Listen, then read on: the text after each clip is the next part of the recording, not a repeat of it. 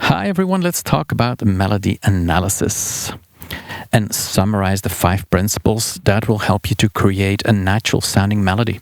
If you're not a composer, but you play songs, then those 5 principles might help you to understand what your melody is like. It might help you to memorize your melody faster. First principle is structure. An example, Are You Sleeping, Brother John, has an A-A-B-C structure.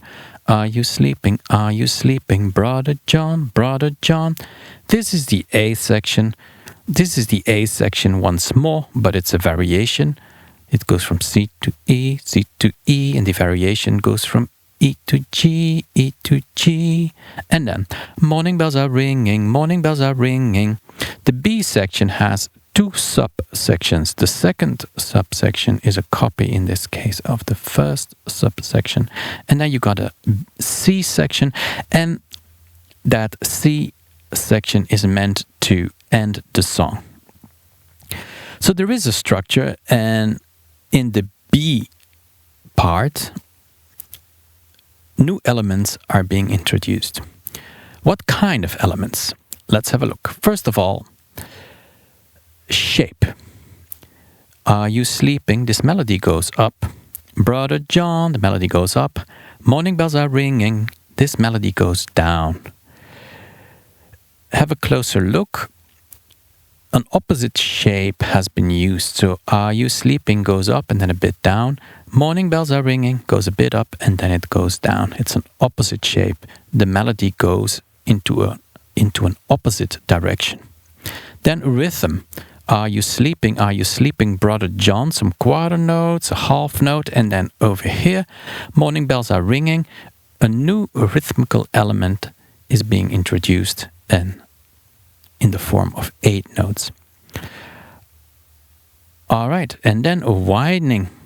Are you sleeping? The melody goes up. It starts with a C, and then it goes to a D, to an E, to an F, to a G, and then to an A. This A is the highest note of the song.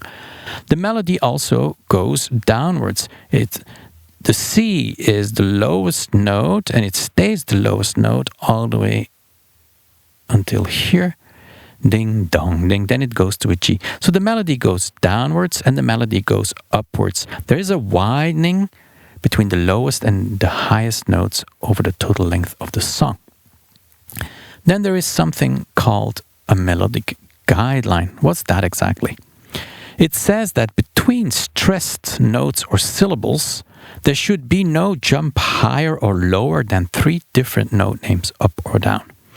Are you sleeping? Are you sleeping?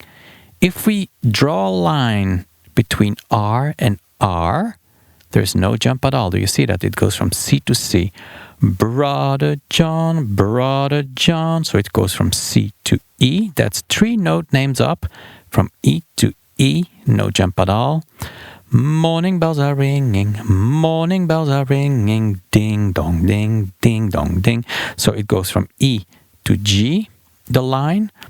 We draw a line between those stressed syllables or words. From G to G is no jump at all. And then from G to C, that's a big jump. This jump is too big. You're not allowed to jump 5 note names down. So you have to bridge the gap then. You have to make the melody come down all the way until you at least reach this E, because this E is 3 note names away from the C. So you don't have to go down all the way to this C. The melody does, but you don't have to. You could stay on this E. So that's a melodic guideline. How do those 5 principles relate to your pop song or your rock song or whatever genre you prefer? Let's have a look.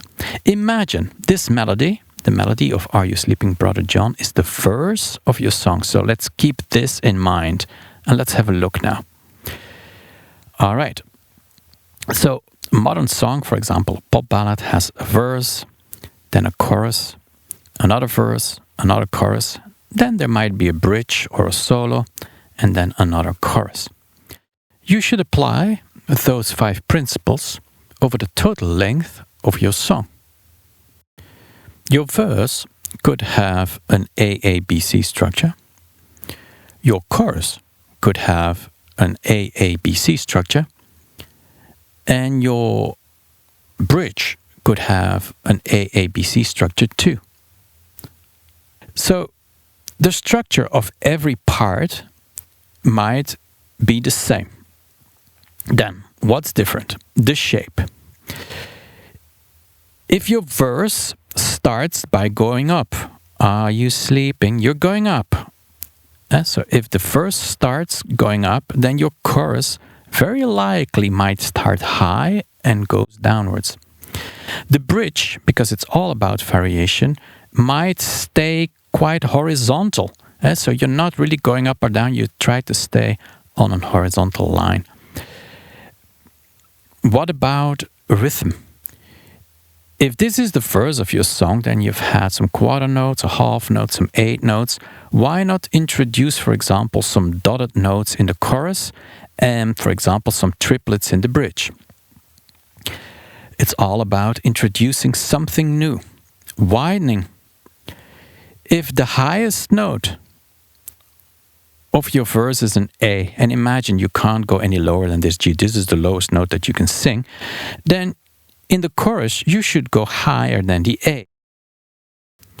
And in the bridge, you should go even higher than in the chorus. What if there is no bridge? If you're not singing anything at all, there's just an instrumental part and it stays quite low. In that case, you could make the background singer sing the chorus, and you, as a lead singer, you sing a variation, and it gives you the opportunity to go higher and to make sure that the widening between the lowest and the highest notes continues over the total length of your song. So I've written it down over here to summarize it. If verse 1 is called X, then you should make sure that your chorus sounds like Y. You should introduce new elements. You should go higher, new rhythmical elements, and so on. And then we have the verse again, and we have the chorus again, and then we've got the bridge or the solo. And we call this then Z or Z, which means that you have to introduce new elements once more. And then you have the last chorus. In that last chorus, you could go for the option to sing a variation. And by creating a variation, you have one last opportunity to introduce new elements. And all this should keep your melody interesting and the listeners engaged. And that's what it is all about, isn't it? All right, that's it.